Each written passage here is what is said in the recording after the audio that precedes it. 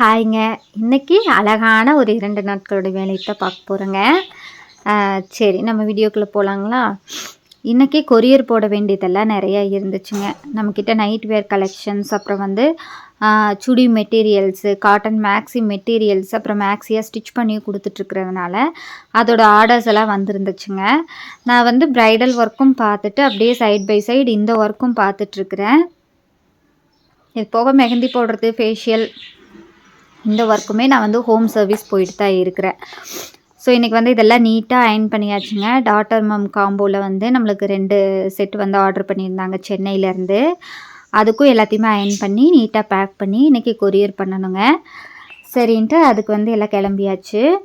எல்லாம் எடுத்து வச்சுட்டு இருந்த தம்பி பார்த்திங்க அப்படின்னா பால்வாடியிலேருந்து வந்துட்டானுங்க. அப்புறம் கொஞ்சம் அந்த தூக்க கலக்கத்தில் இருந்தனால அப்படியே மடியில் உட்கார வச்சுட்டு ஒர்க் பார்த்துட்டு இருந்தேன். சென்னை பார்சல் போடுறதுனால அதை கொஞ்சம் நல்லா வந்து நம்ம டேப் போட்டு நல்லா சுற்றி கொண்டு போய் பார்சல் போட்டுடலாம் அப்படின்னு சொல்லிட்டு எல்லாமே உள்ளே நீட்டாக வச்சுட்டு டேப் போட்டு சுற்றினேங்க. இதுக்கப்புறம் பார்த்திங்க அப்படின்னா தம்பி போய் ஸ்கூல்லேருந்து பிக்கப் பண்ணிவிட்டு அப்படியே 2-3 ஹோம் சர்வீஸ் வந்து ஐப்ரோஸ் இருந்துச்சுங்க.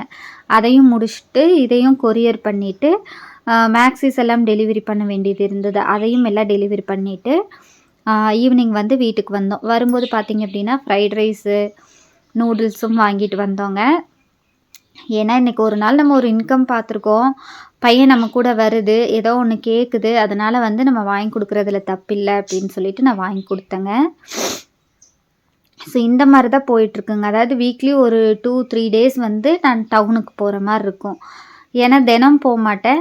ஐப்ரோஸ் கால் பண்ணுறவங்க, ஃபேஷியலுக்கு கால் பண்ணுறவங்களுக்கெல்லாம் ஓகே ஒரு நாள் ஃபிக்ஸ் பண்ணி சொல்லிடுவேன். நான் காலையில் நான் வந்து ஒர்க்கு போகிற மாதிரி அந்த டைமுக்கு போனேன் அப்படின்னா ஈவினிங் வந்து நான் வீட்டுக்கு வந்துடுவேன். எனக்கு டெலிவரி கொடுக்க வேண்டியது மட்டும் இருக்குது அப்படின்னா ஒன்று கரெக்டாக தம்பியை பிக்கப் பண்ணிவிட்டு போகணுங்க. இல்லைன்னா ஒர்க்கெல்லாம் ஒரு 3 மணிக்கு கிளம்பி போனேன்னா இந்த ஒர்க்கெல்லாம் முடிச்சுட்டு தம்பி வந்து ஸ்கூல் விட்டதையும் அவனை பிக்கப் பண்ணுற மாதிரி வருவேன். முடிஞ்ச வரைக்கும் நம்ம போய் கூட்டிகிட்டு வரலாம். ஏன்னா அப்பா இல்லை அப்படிங்கிற ஒரு ஃபீல் வந்து அவனுக்கு வந்துடக்கூடாது. எல்லாத்தோடைய பேரண்ட்ஸும் வந்து கூட்டிகிட்டு வர்றாங்க அப்படிங்கும்போது அவனே நிறைய டைம் சொல்லியிருக்கான், என்னை வந்து கூட்டிகிட்டு போங்கம்மா, கூட்டிகிட்டு வந்து விடுங்கன்னு சொல்லி. அதனால் முடிஞ்ச வரைக்கும் ஒர்க்கு முடித்ததையும் நான் வந்து போயிடுவேங்க.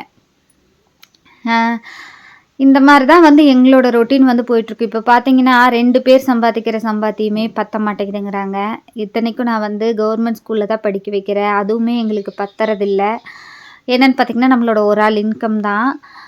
வீடியோஸில் காட்டுறது எல்லாமே பார்த்திங்க அப்படின்னா நம்மளுக்கு இன்கம் வர டேஸ் மட்டுமே காட்டுற மாதிரி இருக்கும். ஏன்னா மற்ற நாள் வீட்டில் இருக்க வேலைகள், வீட்டை க்ளீன் பண்ணுறது இதெல்லாம் எடுக்கிற அளவுக்கு எனக்கு கரெக்டாக அந்த கேமரா வந்து தூக்கிட்டு போய் அங்கே வைக்கணும், இங்கே வைக்கணும், ஆங்கிள் ஷூட் பண்ணோம் அப்படிங்கிற மாதிரி பொறுமையெல்லாம் இருக்காதுங்க. ஏன்னா சீக்கிரமாக வேலையை முடிச்சுட்டு அடுத்து என்ன பண்ணணும், நம்ம மெட்டீரியல் பிஸ்னஸ்க்கு நம்ம என்ன பண்ணலாம், நெக்ஸ்ட் வந்து அப்டேட்டுக்கு நம்ம என்ன பண்ணலாம் அப்படிங்கிற மாதிரியே வந்து எனக்கு மைண்ட் போயிட்டுருக்கிறதுனால இந்த மாதிரி நான் கொஞ்சம் எடுப்பேன்னு வைங்களேன்.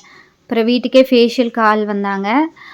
ஏன்னா நம்மக்கிட்ட ஒரு டைம் ஃபேஷியலோ ஐப்ரோஸோ பண்ணிட்டாங்க அப்படின்னா நெக்ஸ்ட்டு வேறு எங்கேயுமே அவங்க போய் பண்ண மாட்டாங்கங்க. ஏன்னா நம்ம அந்தளவுக்கு வந்து ஒரு அவேர்னஸாக நம்ம வந்து இதை பண்ணிகிட்ருக்கோம். இந்த ஃபீல்டில் சம்பாதிக்கணுங்கிற பேஸ் பண்ணி போனோன்னா என்ன வேணால் நம்ம பண்ணலாம்.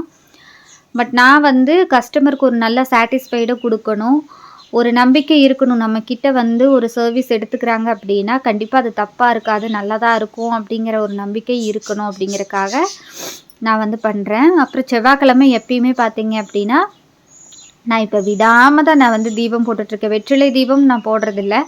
ஒரு 9 வீக்ஸ் வந்து வெற்றிலை தீபம் போட்டேனுங்க. அதுக்கப்புறம் பார்த்திங்கன்னா கரெக்டாக அந்த 8 to 9ல் நெய் தீபம் வந்து நான் போடுறேன். 2 அகல் விளக்கு வச்சு நெய் தீபம் வந்து நான் போட்டுட்ருக்கிறேன்.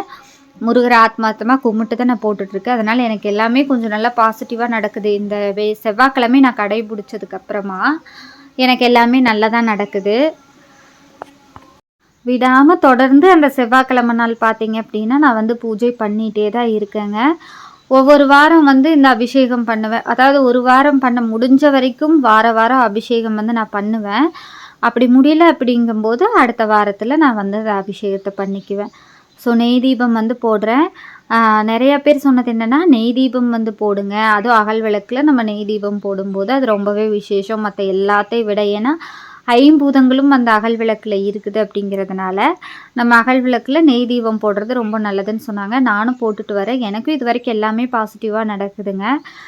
பிரம்ம முகூர்த்த பூஜையெல்லாம் ஃபஸ்ட்டு பண்ணிகிட்ருந்தேன். இப்போ அதெல்லாம் வந்து கரெக்டாக எந்திரிக்க முடியறதில்ல. கொஞ்சம் ஒர்க்கு அதிகமாக இருக்கிறதுனால அந்த 4 மணிக்கு எந்திரிக்க முடியறதில்ல. ஆக்சுவலாக பிரம்ம முகூர்த்த பூஜை பண்ணுறோம் அப்படின்னா 3:30க்கு எந்திரிச்சோன்னா தான் கரெக்டாக இருக்கும். 3:30க்கு எந்திரிச்சு குளிச்சு அந்த 4லேருந்து 4:30க்குள்ளே நம்ம வந்து தீபம் வைக்கணும். அது வந்து என்னால் கரெக்டாக கடைப்பிடிக்க முடியல.